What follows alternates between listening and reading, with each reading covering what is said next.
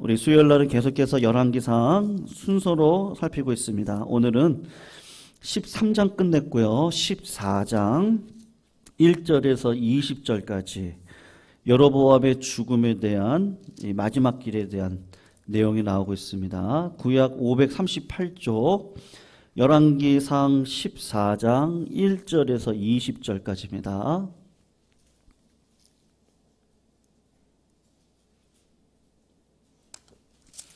1절에서 20절까지 우리 교독으로 읽고 마지막 20절 함께 읽습니다. 14장 1절 제가 읽습니다.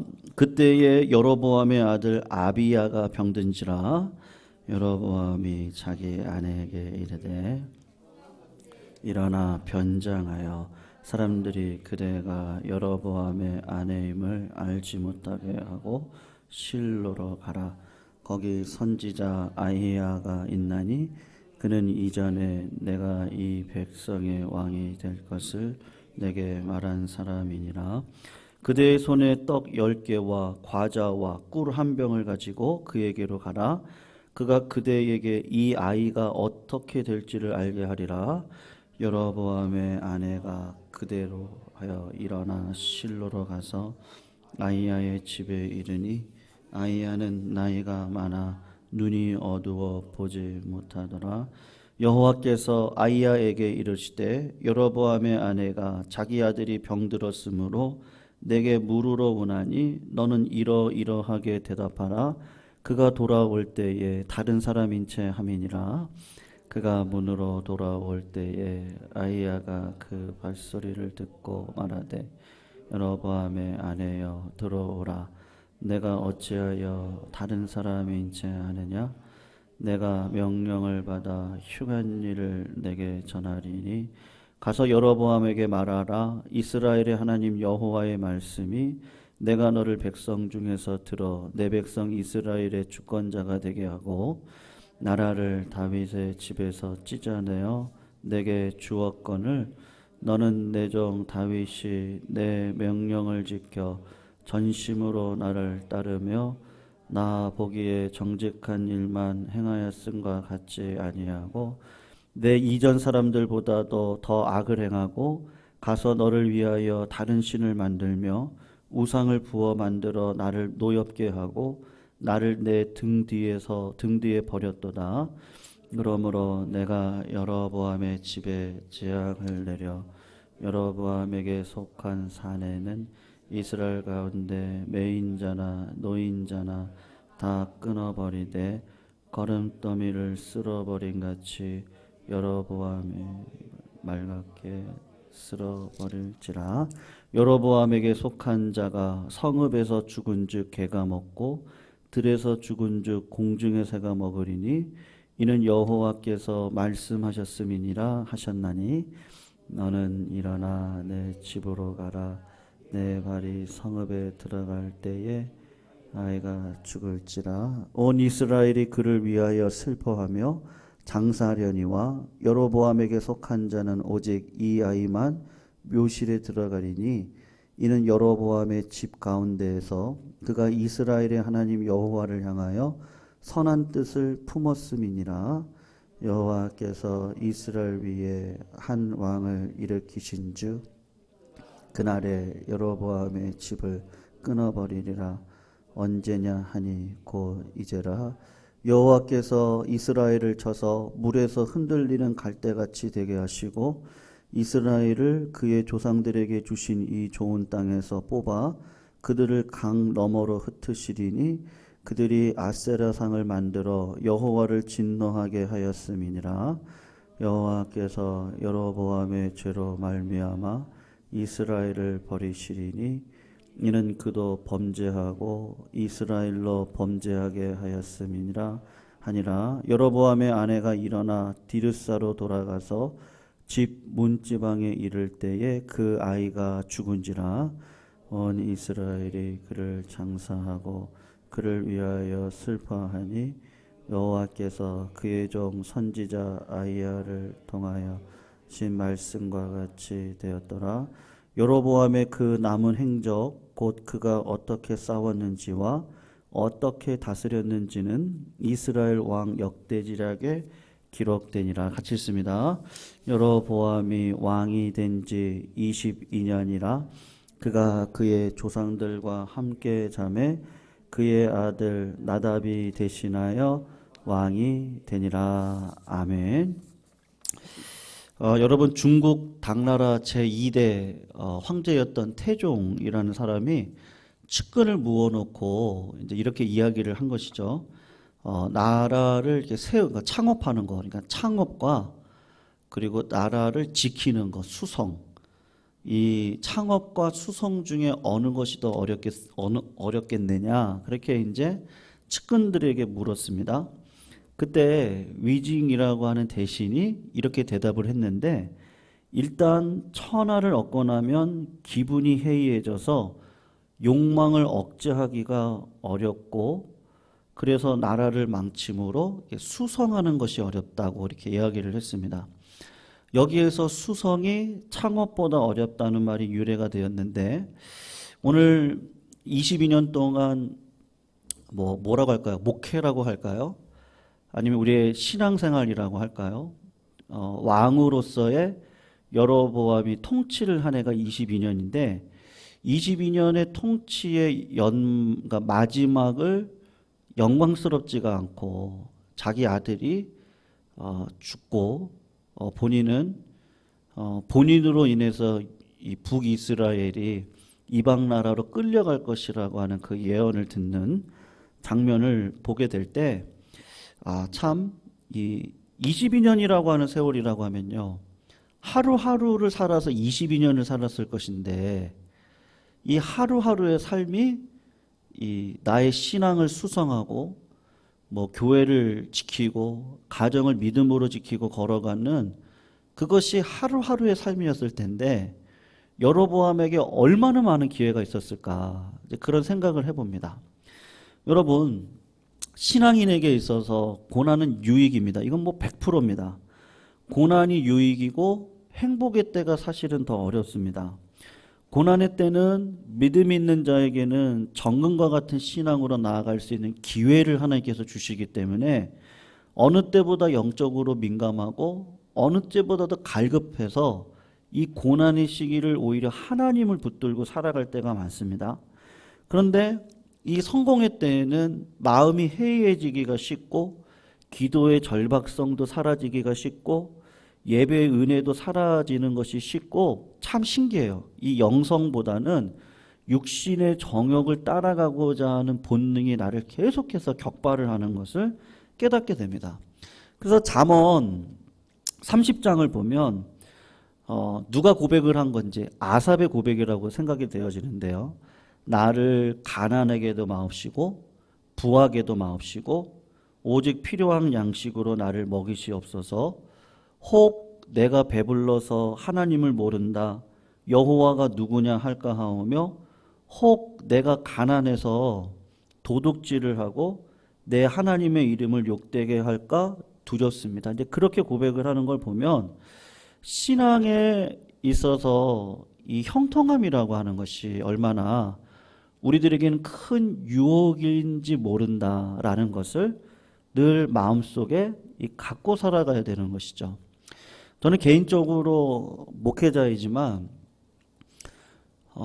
우리나라에 지금 돌아가신 아주 훌륭하신 목사님들도 많이 계시고 지금도 훌륭하신 목사님들이 많이 계시는데 그분들이 처음부터 순수하지 않았겠습니까? 그러니까 처음에는 정말 순수한 마음이고 성령에 이끌려서 은혜의 종으로 분명히 역사들이 많이 일어났었는데, 그렇게 하다 보니까 교회가 1만 명이 되고 2만 명이 되고 진짜 100만 명, 70만 명 이렇게 개교회 하나가 그렇게 된다고 하면 제가 만약에 그 자리에 가면요, 저는 어땠을까 이렇게 생각을 하면, 정직하게 하면 저는 더 하진 않았을까, 이제 그런 생각이 사실은 듭니다.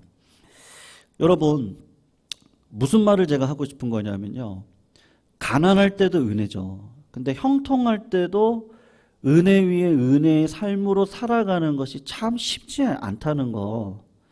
그러면 여로보암에게는 은혜가 없었습니까? 은혜가 있었거든요. 그러니까 하나님께서 자꾸 말씀의 종을 보냈습니다. 그래서 이 북이스라엘의 제사장들을 다 쫓아내고 일반인들을 제사장으로 삼으니까 하나님의 눈에 보실 때 자격이 있는 제사장들이 없어서 선지자들이 없어서 남쪽 유다에 굳이 하나님의 마음에 합한 선지자를 이 여로보암에게 보냈던 적이 있었습니다. 그게 지난 수요일 날 살펴본 내용이죠. 근데 딱 여로보암이 제단 앞에 예배를 드리려고 하고 있었단 말입니다. 그러면 하나님께서 선지자를 보내서 지금 여로보암을 살리기 위한 거죠. 왕은 제사를 지내는 직분이 아닙니다.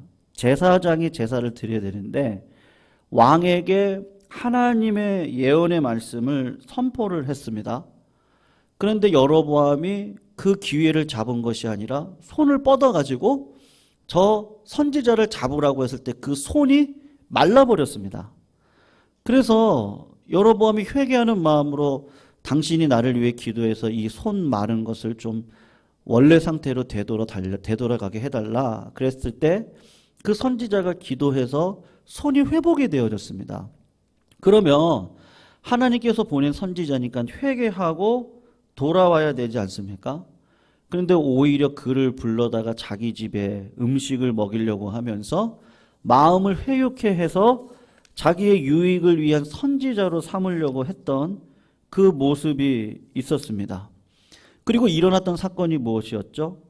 유대에서 온 선지자가 하나님의 말씀을 따라 이스라엘에서 주는 어떠한 음식도 물도 먹지 않고 돌아가려고 했을 때 거짓 선지자가 떡과 물을 얻어다가 그에게 밥을 먹여줍니다. 여러분, 제가 지난주에 무슨 말씀 드렸죠? 우리 신앙이 어떠셔야 됩니까? 착하셔야 됩니다. 근데 착하긴 하더라도 뭐가 있으셔야 되죠? 지혜가 있으셔야 돼요. 아무리 거짓 선지자가 하나님이 나한테 이야기를 했는데 당신을 위로하라고 하더라. 그러니까 가서 밥을 먹자. 하나님의 선지자 입장에서는 똑같은 선지자니까 이 사람이 나의 마음을 위로한다.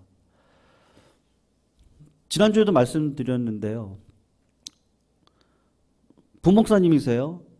그 부목사님에게 어떤 성도님이 목사님이 진짜 믿을만 하신 분이에요. 그러니까 신뢰가 되어져서 목사님 어느 정도의 금액, 상당히 큰 금액이었습니다. 뭐 수천만 원 이상의 돈을 주면서 목사님, 이거 목사님 원하시는 대로 원하시는 곳에 쓰세요. 목사님을 믿어서 하는 얘기였죠. 목사님이 고민이 너무 많이 된 거예요. 착한 마음이죠. 근데 이것을 어떻게 넘길까?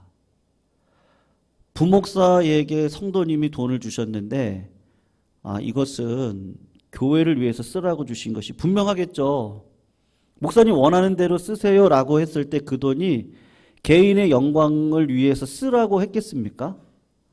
그러니까 고민을 하다가 이건 내가 풀 문제가 아니고 담임 목사님한테 이것은 이야기를 하고 교회 앞에 드려야 될 문제다. 그래서 목사님을 만났거든요. 그랬더니 담임 목사님이 펑펑 우시는 거예요. 왜냐하면 전화를 하고 있었고 전화가 끊고 그리고 그 부목사님이 들어오시고 사실은 성도님이 저한테 마음껏 쓰시라고 원하신 데 쓰시라고 주신 돈이 있는데 아무리 생각해도 이 돈이 너무 크고 교회를 위해서 쓰면 좋겠습니다. 그때 그 목사님이 그 이야기를 듣고 펑펑 우신 거예요. 담임 목사님께서. 왜 그랬느냐? 선교사님 교회가 커도 여러분 큰 교회면은 재정이 탄탄하지 않은 그렇지 않습니다. 그러니까 일을 안 하는 교회는 재정이 탄탄해요. 근데 일을 하는 교회는 어떻습니까? 늘 쪼들려요. 왜냐면 사역이 많아요. 그러니까 그 교회도 건강한 교회고 많은 사역들을 감당하는 교회다 보니까 일이 많죠. 그래서 그 돈이 꼭 필요했는데 딱 그 정도 필요했던 돈이 있었던 거예요. 여러분 어떻게 보면 착한 마음으로 성도님도 드린 거고 그 목사님도 착한 마음으로 그걸 받아가지고 뭐 여러 가지를 쓸 수 있었겠죠. 근데 하나님 편에서 기도하고 고민하고 한 건, 이건, 교회에 드리고, 교회가 알아서 할 문제구나. 왜냐면 내가 할 수 있는 게 아니에요. 부목사님으로서 어떤 사역의 지경이나 이 모든 것들은 혼자 할 수 있는 게 아니죠. 목사님하고 상의도 해야 되고, 교회에 뭐 당회가 됐던 어떤 것들을 상의를 해서 큰 돈이니까요. 뭐 한 10만 원이면, 목사님 그냥 책 사보세요. 그런 거면 모르겠어요.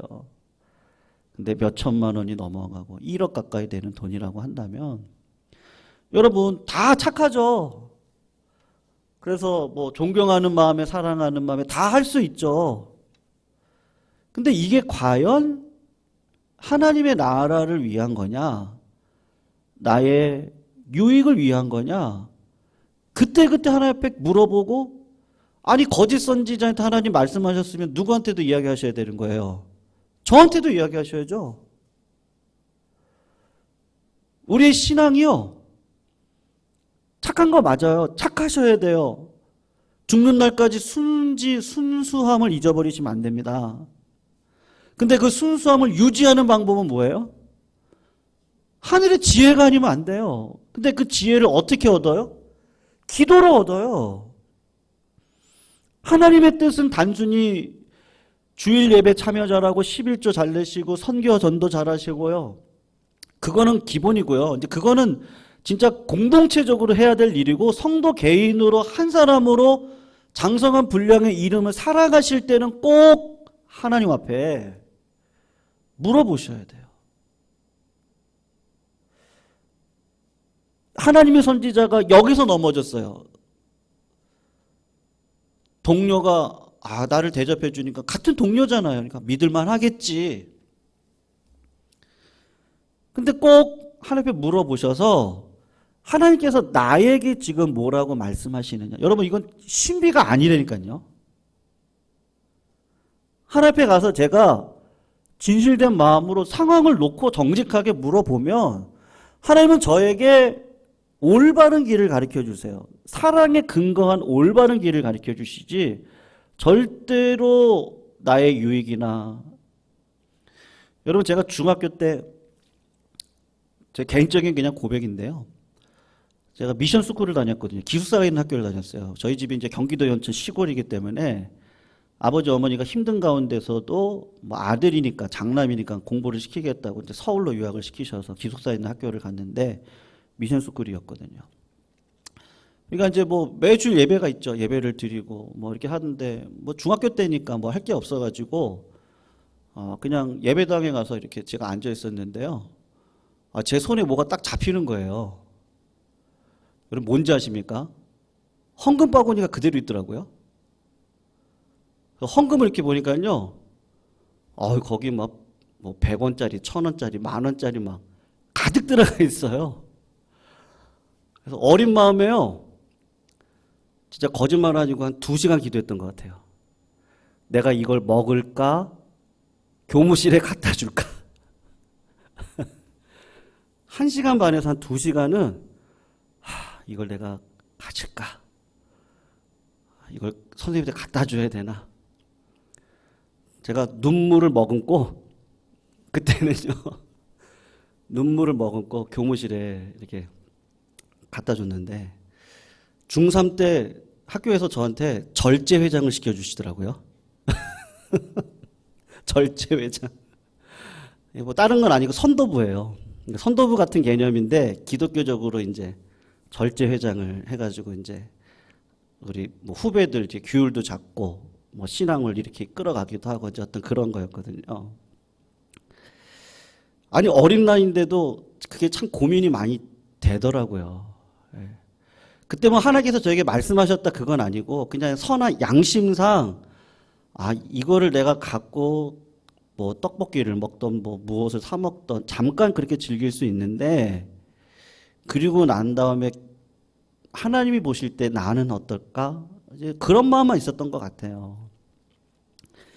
여러분, 우리가 신앙생활 하면서 이 착함을 유지하는 건 말씀의 칼이 나를 자꾸 회개의 마음으로 끌어갈 때, 그때 이 착한 마음을 유지할 수가 있는 겁니다. 그러니까 하나님은요 13장에서도 여로보암에게 기회를 주셨고 또 14장에 들어가서도 참 이것이 아주 민감한 해석이긴 한데요. 조심스러운 해석이긴 한데 1절을 보면은 하나님이 기회를 또 주셨는데 어떤 기회를 주셨습니까? 그의 여로보암의 아들 아비야가 이제 병이 드는 그런 고난을 허용을 하신 겁니다. 도무지 마음이 완악해서요. 여러분 20년 이상을 하루하루를 이렇게 나의 착함을 유지하기 위해서 하나님의 지혜를 구하는 기도의 자리에 말씀의 자리에 나아갔죠. 예배도 드렸어요. 그런데 말씀에 대한 순종은 하지 않았단 말이에요. 그런 완악한 마음을 깨트릴 수 있는 방법이 무엇이겠어요? 그건 자식을 치는 거예요. 근데 아주 민감하고 조심스럽게 해석을 성도님들 하셔야 됩니다. 신명기 28장 22절을 보면 여호와께서 폐병과 열병과 염증과 학질과 한재와 풍재와 썩은 재앙으로 너를 치시리니 이 재앙들이 너를 따라서 너를 진멸하게 할 것입니다. 라고 하는 말씀이 있습니다. 그러니까 질병을 통해서 그 가정을 치실 때가 있습니다. 근데 우리는 이렇게 해석을 하시면 안 돼요. 욥의 친구들처럼 저 사람이 무슨 제약이 있으니까 저런 고난을 당하는 거지. 하나님은 그걸 싫어하세요. 왜냐하면 그 가정을 살리기 위한 고난을 허용하심이지 다른 성도가 그 성도를 보고 판단하라고 하는 건 아니거든요. 그래서 제가 지난 특세, 가을 특세 때 고난에 대한 종류들을 많이 이야기를 했습니다. 그리고 욥기의 말씀을 가지고 고난은 누구에게나 있어요. 아니 이런 고난을 안 겪는 가정이 있습니까? 다 겪어요. 근데 마치 나는 아닌 것처럼 하는 욥의 친구들의 자세가 잘못됐거든요. 그러니까 우리에게는 그런 자세는 가지시면 안 돼요. 그런데 어떨 수는 있어요? 우리 가정, 제 가정 가운데도 그런 일이 있었고요. 성도님들 가정 가운데 다 있어요. 부모님이 자식을 바라볼 때 하십니까? 다 만족하세요? 그렇지 않아요. 아픈 손가락이 꼭 있더라고요. 다 있어요. 없지가 않아요. 하나님께서 왜 그러한 것들을 다 주시겠습니까? 저는 진짜 거부도 만나봤는데 그분이 이렇게 겸손하시거든요. 왜 겸손하지? 이렇게 들어보면 병이들 가지고 사세요. 암이라고 하는 그거를. 그러니까 하나님께서 교만하게 안 하시려고 그 사도 바울처럼 사단의 가시를 허용하시고 믿음의 사람으로 살아가도록 인도해 가시더라고요. 그러면 제 삶에는 그런 게 없습니까? 저도 있거든요. 저도 제 세 아이 중에 제가 우리 교회 부임하면서 했던 첫 번째 설교, 제 막내 딸에 대한. 지금도 까치발 들고 다닙니다. 네. 그리고 한쪽 발이 더 작아요. 지금도 그렇거든요. 우리 가정마다 다 있어요. 그러니까 허용을 다 하시는 거지, 그거는 하나님께서 우리들을 향한 그 하나님의 마음을 변치 않고 가져가도록 하기 위한 사단이 주신 거 맞는데, 이 땅의 죄로 인해서 일어난 거 맞는데 그것조차도 허용하시는 하나님의 그 깊은 사랑에 대해서 묵상을 하라고 하는 것이지 판단을 하라고 하는 것은 절대로 아닙니다. 그래서 오늘 본문이 그러한 마음으로 보시면 안 되고요. 하나님께서 왜 이것을 허용하셨을까? 여로보암의 그 딱딱한 마음. 아니 하나님의 선지자를 보냈는데도 회개하지 않아요? 그 앞에서 손이 말랐다가 다시 손이 회복이 됐는데도 회개하지 않아요? 그러면 어떻게 해요? 하나님 이 사람 살려야겠는데 예상치 못한 고난을 주셨는데 그게 질병으로 이 가정 가운데 왔던 것뿐입니다. 마지막 기회를 준 거죠. 그런데 여로보암은 성도님들 그렇습니다. 내가 지금 살아왔던 삶의 열매가 현재 내 모습이죠. 그리고 10년 뒤의 내 모습은 지금 내가 살고 있는 이 마음이 10년 뒤에 내 열매일 거예요. 그럼 하나님께서 지금 은혜를 주실 때 막 기적적인 은혜를 주시겠습니까? 아니면 지금까지 살아왔던 삶의 열매를 갖고 지금 나하고 싸우시겠어요? 당연히 내가 지금까지 살아왔던 열매가 있을 거란 말이에요. 그거를 한 번에 없애주시진 않아요. 하나님의 자녀라 그래서.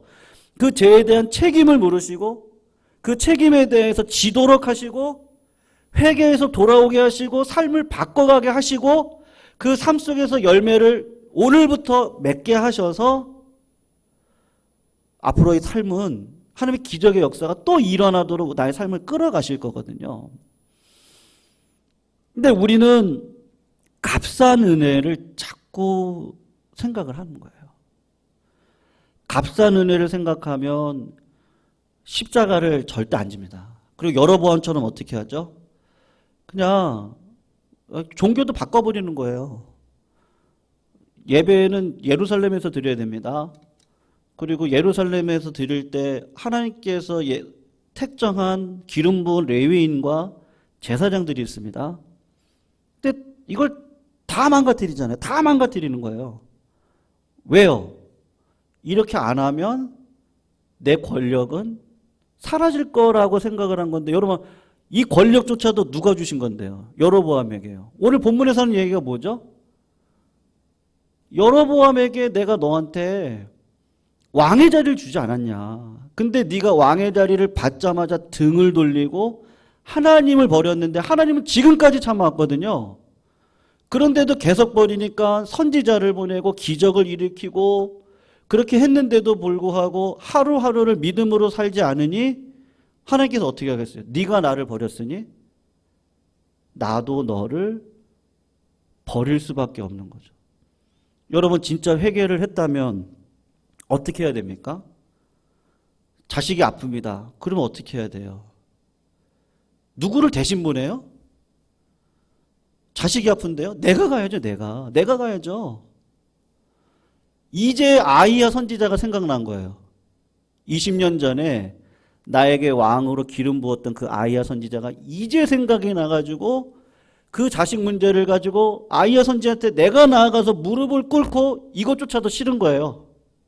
자존심이 상하는 거예요. 왕인 내가 선지자한테 무릎을 꿇고 그것도 너무 싫고. 그래서 누구를 보내요? 자기 아내를 그것도 변장해서 보내요. 변장해서. 남을 시키는 거예요. 성도님 2절 3절 말씀 한번 읽어보세요. 우리 같이 한번 읽어보겠습니다. 2절 3절입니다. 시작. 여로보암이 자기 아내에게 이르되 청하건대 일어나 변장하여 사람들이 그대가 여로보암의 아내임을 알지 못하게 하고 실로로 가라.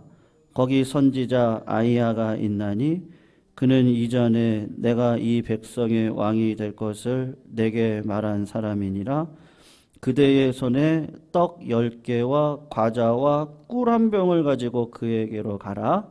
그가 그대에게 이 아이가 어떻게 될지를 알게 하라. 성도님 9절을 보세요.